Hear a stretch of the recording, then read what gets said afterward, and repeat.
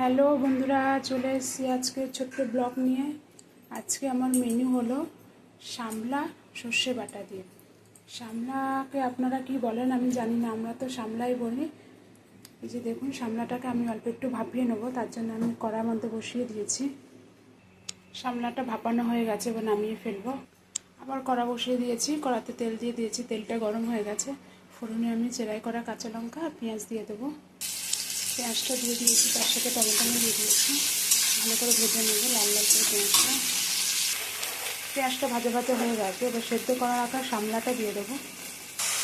শামলাটা দিয়ে দিলাম। এবার মশলাগুলো অ্যাড করে দেবো একে একে। মশলাগুলো অ্যাড করে দিয়েছি। এখানে আমি স্বাদ অনুযায়ী লবণ, হলুদের গুঁড়ো, হালকা পরিমাণে কাশ্মীরি গুঁড়ো লঙ্কা আর সর্ষে আর কাঁচা লঙ্কা একসাথে বেটে রেখেছি, সেটা দিয়ে দিয়েছি। এবার ভালো করে এটাকে নাড়বো।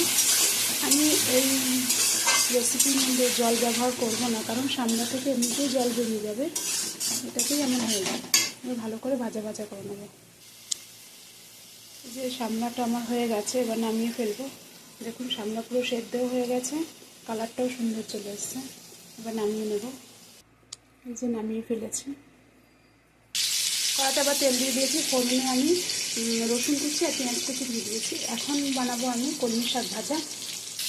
কেটে রাখা পেঁয়াজটাও দিয়ে দিয়েছি। পেঁয়াজটা এবার লাল লাল করে ভেজে নেব।